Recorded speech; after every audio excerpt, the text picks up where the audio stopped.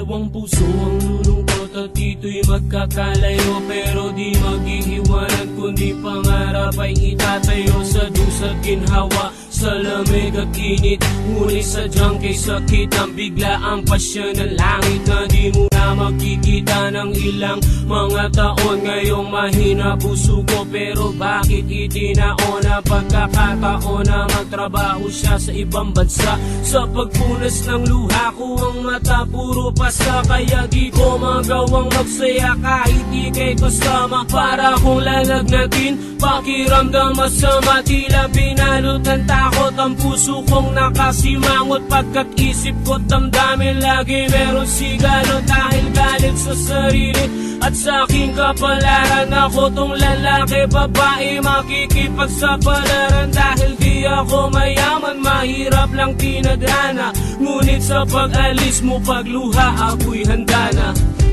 Huwag mo nang sabihin yan, paliwanag di na kailangan pa, dahil lahat ng ito ay para lamang sa iyo.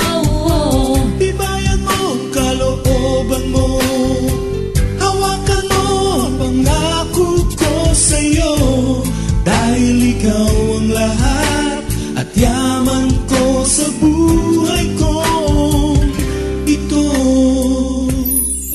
Hanggang sa dumating ang araw na iyong pag-alis, ang kalungkutan ng kalooban ay hindi na mabalis. Habang kayakap kita ako'y humahagulgol, na parang isang bata na sa kanyang ina humahabol. At ayokong bumitaw, hawak-hawak ang iyong kamay, dahil mag-isa sa buhay ay hindi ko pagamay. Kaya ako'y gibang-giba dahil ikaw ay lilisan, kahit alam ko na ito'y para sa ating kinabukasan. Tinatalo ng matinding kapat emosyon aking nararamdaman, ako'y bagsak sa sitwasyon. Bakit kailangan pang mangyari ito? Ito ba'y paglilingap ng Panginoon sa akin at karugtong ay pagsisikap para lamang mabuo maganda nating mga plano? Pero di ko yata kaya pag sumakay ka ng eroplano. Bubuhos ang luha ko't mamamaga ang taluka pa, pang pinagmamasdan kang bumabiyahe sa ulap.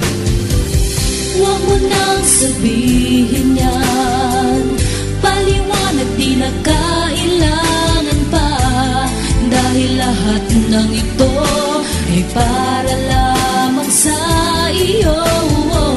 Ibayan mo ang kalooban mo, hawakan mo ang pangako ko sa'yo, dahil ikaw ang lahat at yaman ko sa buhay ko.